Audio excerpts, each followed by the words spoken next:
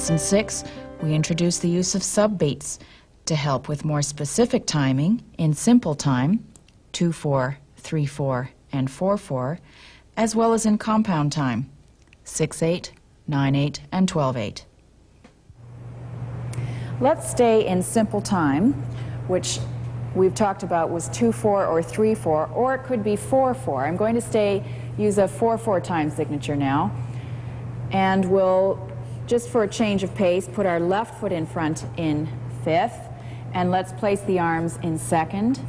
We won't worry about the arms for a while, and I'd just like to show a movement of the leg lifting in front. Now, if you apply the same theory that we used for the arms, the idea of the movement line, you'll see that this is a movement line with my leg moving up in front, and at speed we would call that a grand battement. And I'm going to close it in front, and we'll take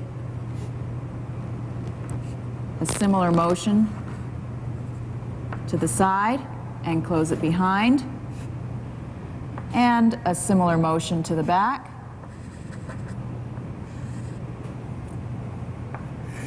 There's my 4 pictures, but you may have noticed that I've moved before the bar line. Something we need to bear in mind, which is true for music and for notation, is that the first beat after the bar will always be count 1. And because our rules with music and with notation are staying the same, that's how it makes it very easy for us to place ourselves in the notation. It matches the music bar for bar. And because I've done this movement before the bar line, it can't be count 1. I want to close on count 1.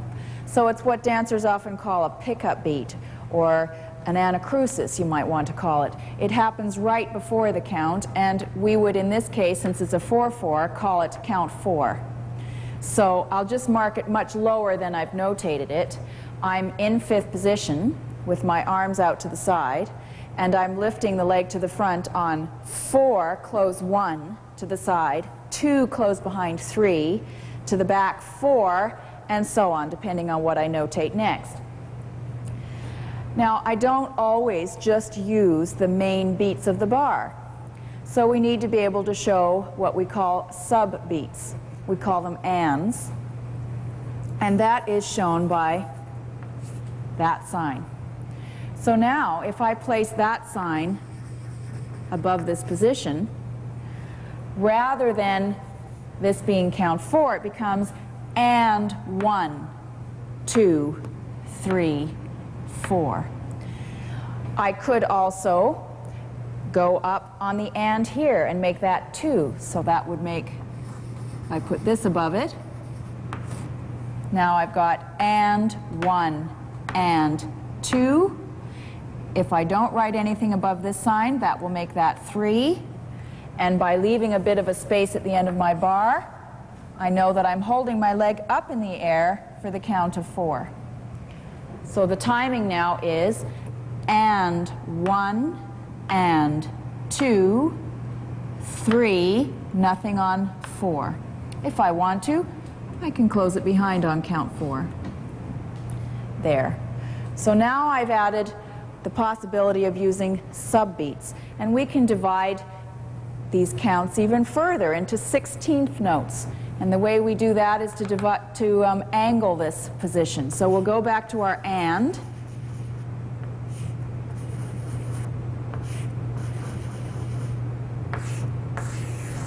now I've shown you the pulse beat, the main count, 1. I've shown you the subbeat in between and 1, and the subbeat after and before the next count. Say, I call that 2. As notators, just to make it easier to say, we call it te and t. You might call it as a dancer and or 1e and some people call them. But I'll use, for clarity, I'll use the notated, the Benesh notation version, which is 1, te and t. And that allows me to notate things in a variety of different rhythms. For example, a polka, which we know is T1 and 2. So if I notate a polka, I'll put a 2 here,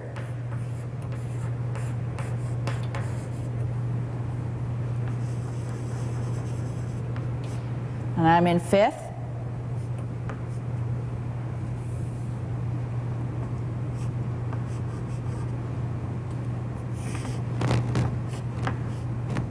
And I'm just sticking to the basic motions that I've used before.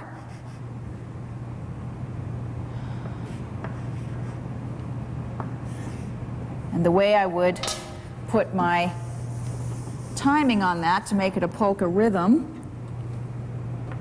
T, 1, and 2. And by adding these subbeats, I've made the timing. If I took those away, it would be a little bit confusing because I've got a 2 here, but 3 pictures. And that makes it difficult. I must put some kind of a clarification on the timing. So I could, I suppose, I could put a "and" here. Now my rhythm is, my pickup beat will be count 2 since I have no subbeat written above it. 2, 1, 2, and. So with that information, you should be able to sort out the timing that's required in the steps that you're reading. We do also use compound time. By compound time, I'm referring to time signatures such as 6/8, 9/8, 12/8. Now, if I follow the same rules that I've talked about before, let's talk about a 6/8, for example. If I follow along the same lines, I would put a 6 here and would have to show 6 pictures in between each bar line, which gets very cumbersome. And as dancers, we usually don't use every beat of a 6/8. We tend to count it as dancers, 1 and a, 2 and a. So to simplify matters, in a 6/8, we'll use a 2 at the front, at the beginning of the notation. For a 9/8, I'll use a 3, and for a 12/8, I'll use a 4. And I'll show all of those beats with a different variety of sub-beat. We call it day D. So in a 6/8, for example,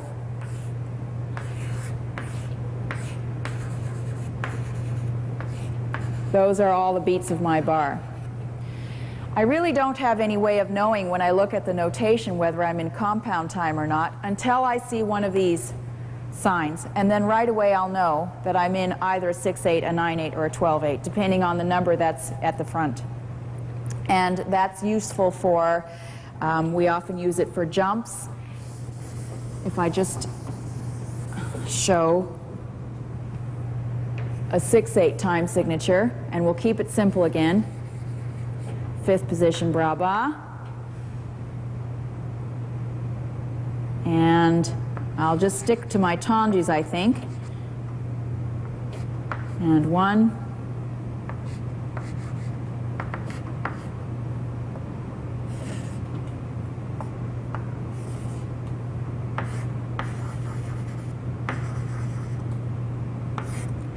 usually as dancers we tend to use the day. So it would be in a, say I call this a tarantella. Da da da da da da da da da da, or 1, 2, 3, 4, 5, 6, 1, 2, 3, 4, 5, 6. So I'm doing and 1, 2, 3, 4, 5, 6. So I've got and 1, 2, 3, 4, 5, 6, 1, 2, 3, 4. That's the kind of motion that I'm showing here. And I can do this continuously.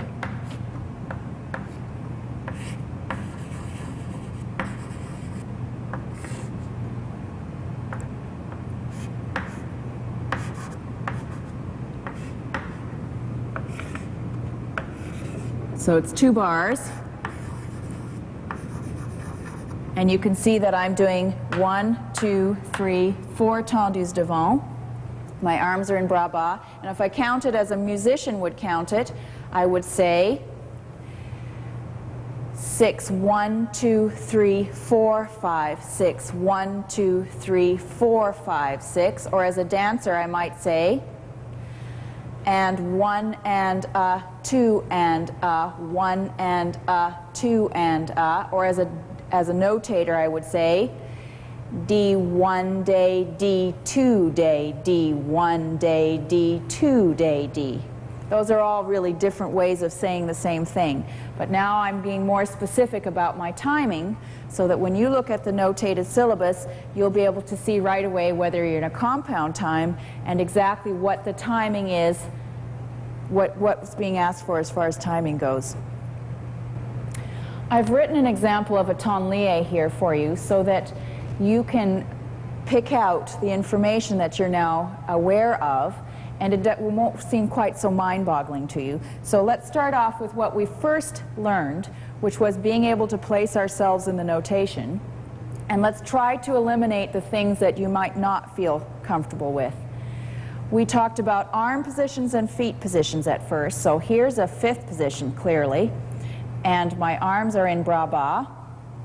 And as I move along, I'll notice that my arms are in demi-seconde and bras-bas. That I'm in fifth here, and I've got a bent knee sign in overhead, so I've got demi-plie position. Now I'm in a point tendu. You'll notice this is on the floor line, or the foot line I should say, and touching. But I've got a bent knee sign over my left leg, so that would make it a fondu. This position is fourth position, as we had seen before, with one foot in front of the body line and one behind, and the corresponding bent knee signs. And now I've got my weight on my right foot with my left foot touching the floor but fully pointed at the back. And if you'll recall, this is my closing behind sign. That's my left foot closing behind. Moving to the second line, I'm in fifth with a demi-plie. I have pointed my right foot to the side and I'm on fondu. I'm standing on 2 feet and I'm in plie. And now I've stretched my supporting leg. Notice the absence of a bent knee sign, and the left foot is pointed and touching the floor. And I've closed the left foot in front. Those are all signs that you should be familiar with. So you can now place yourself, when you see in your own notes that you should be in a plie in fifth, you'll be able to see where that is. Next, we started talking about port de bras and how we could see the movement lines, and that would help us to show how you get to the next position. So having placed ourselves, you can see the movement lines show from bras-bas, I'm moving to demi-seconde and back to bras-bas.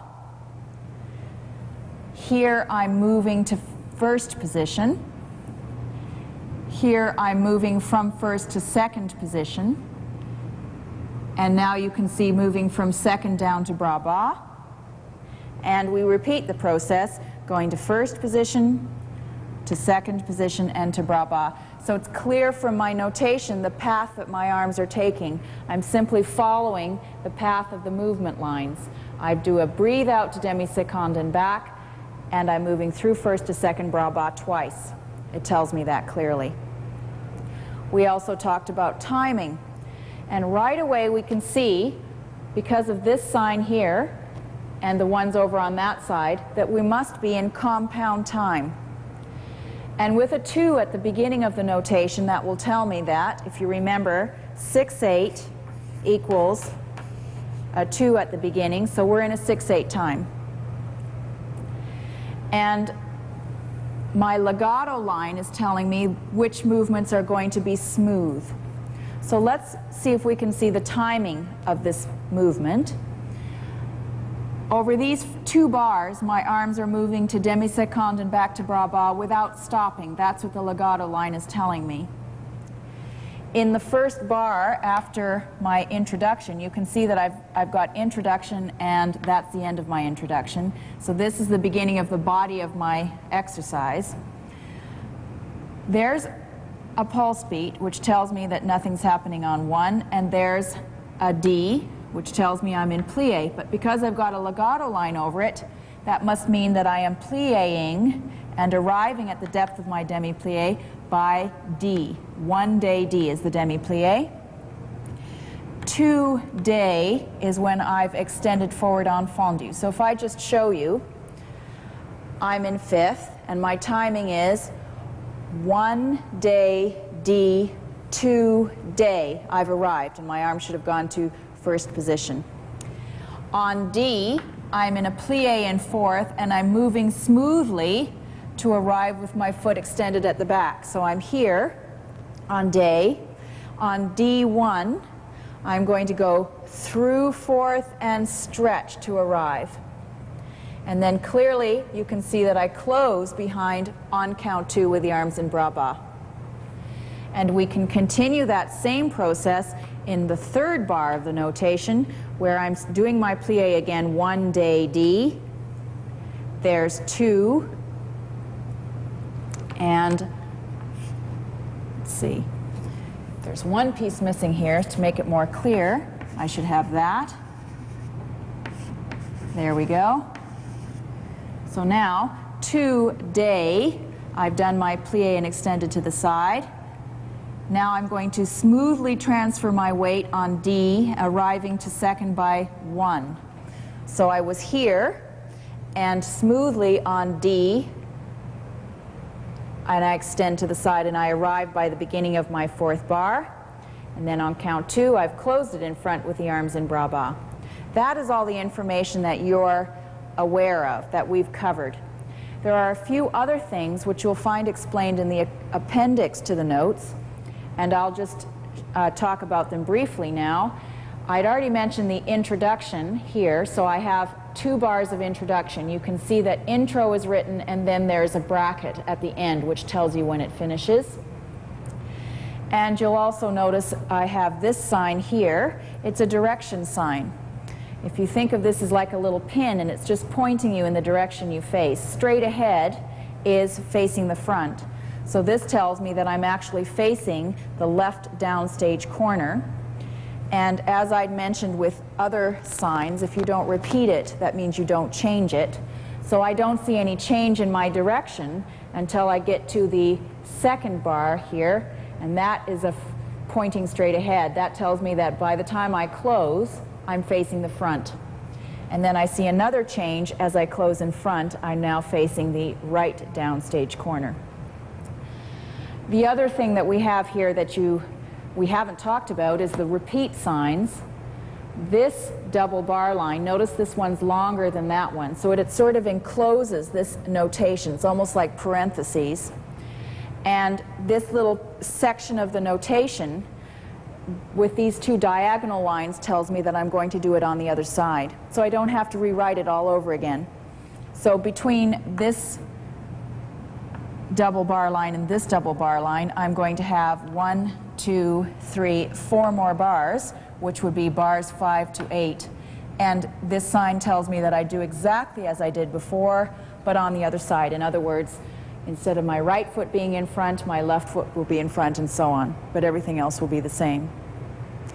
So hopefully this will help you to look at the notated syllabus now and be able to pick out the things that you are clear on, that you can recognize, and solve some of, or answer, I should say, some of the questions you may have as regards path of arms and timing. We'll have a demonstrator now with the notation also on the screen, and I'll be counting the rhythm so that you can see how the rhythm of the dancer's movements match the rhythm as it is notated on the screen. We're in a 4/4 time now. Michelle is standing in 5th position, right foot in front, and the arms in 2nd position. 4, 1, 2, 3, 4, 1, 2, 3, 4. Notice we've used a pickup count just before the first bar line for Michelle's grand battement devant so that she can close on the beat of count 1.